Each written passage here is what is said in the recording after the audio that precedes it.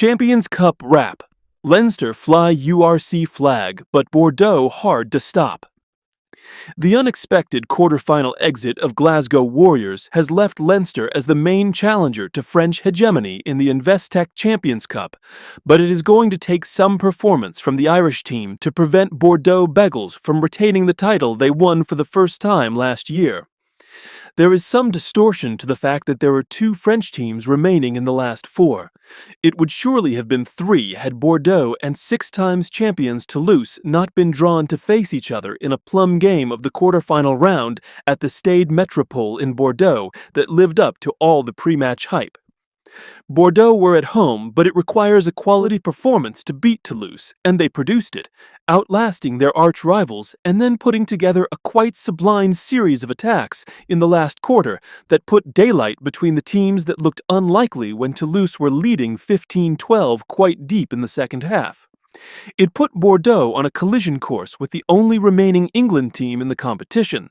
The side coached by South African Johan van Graan won a high-scoring game on Friday night against their close rivals for the English Gallagher Premiership title they won last year, Northampton Saints, in a match that set the tone for an exciting weekend.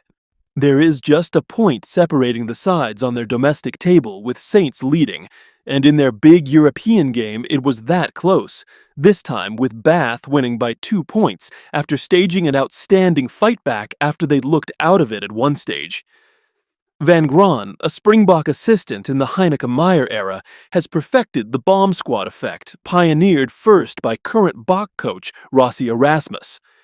Bath will go to Toulon on the 3rd of May as popular underdogs, and many will be wanting them to win due to the long sequence of wins the French teams have enjoyed in the competition, plus the enterprising brand of rugby they play.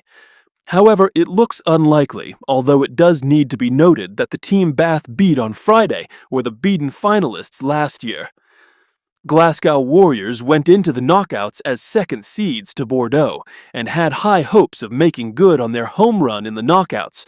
They would have played at the Scottstown until the semi-final round had they got there, but in the end, the pressure of competing across the business ends of both competitions, the Champions Cup and Vodacom URC, just appeared to be too much for them.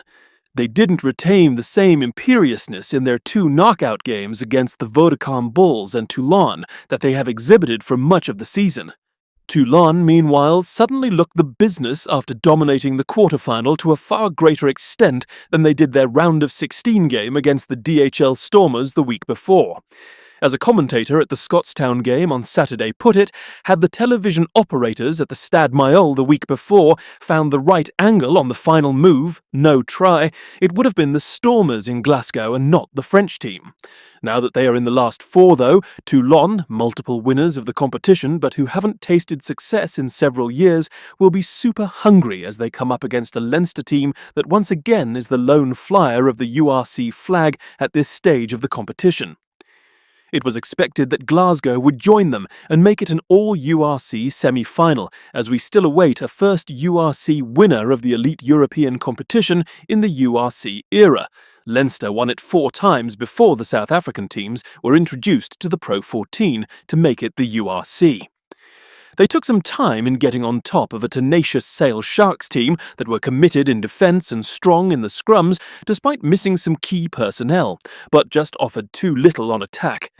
It was still a competitive game early in the second half, but once Leinster got momentum and a proper lead, they were unstoppable and ran up a one-sided victory.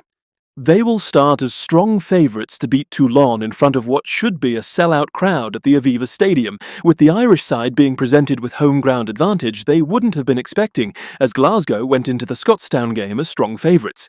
In the EPCR Challenge Cup, the exit of Connacht at the hands of Montpellier leaves 2 URC teams in the last 4, Ulster and, surprise surprise, the Dragons.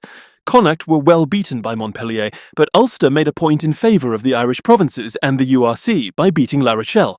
The Dragons knocked out fellow URC strugglers Zebre by 3 points in what looked like a thriller in Parma.